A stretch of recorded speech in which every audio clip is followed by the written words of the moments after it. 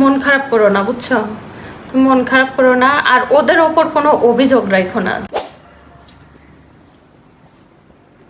কি ব্যাপার, কোথায় গেছিলা তুমি? কোথাও না, এখানেই ছিলাম। মন খারাপ কেন তোমার? হ্যাঁ, ওই মন খারাপ না। মন খারাপ না মানে তুমি হয়েছে, কোথায় গেছিলা তুমি? কিছু হয় নাই তো, বলতেছি কিছু হয় নাই। কি হয়েছে তুমি বলো, না বললে কি মন ভালো হবে? ছোট ভাই ফোন দিয়ে বলে যে বড় ভাই, তুমি আমাদের জন্য কিছুই করো নাই, অথচ আমি বিদেশে গেলাম, 10 বছর বিদেশে থাকলাম, এই সংসার চালানোর জন্য 10টা বছর কোনো কোনো টাকা না জমায়া পুরোটা টাকা তাদের পেছনে খরচ করলাম। আজকে সম্পত্তির ভাগ বাটোয়ারার সময় বলছে যে বড় ভাই তুমি আমাদের জন্য কিছুই করো না। নিজের রক্ত ঘাম করে কত কষ্ট করে টাকা উপার্জন করে এই সংসারে পাঠাতাম, সব কিছু চালাইছে, আর আজকে বলতেছে ভাই তুমি কিছুই করো নাই আমাদের জন্য।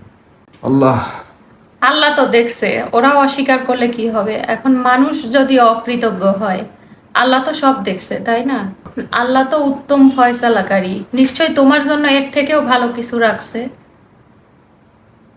হ্যাঁ, হয়তো সেটাই, এখন তাই বলেই মনকে সান্ত্বনা দেওয়া ছাড়া তো আর কোনো উপায় না, নেই। মনকে সান্ত্বনা না, এটা তুমি মেনে নাও, কারণ আল্লাহ যা করে ভালোর জন্যই করে। আর আরেকটা কথা কি, এই যে তুমি ওদের দায়িত্ব পালন করছো, যে ওদেরকে সব দিছো নিজে কষ্ট করে, না খেয়ে না দে নিজে না রেখে ওদেরকে দিছো, ওরা যে এখন অস্বীকার করতেছে, আল্লাহ কি এটা দেখতেছে না?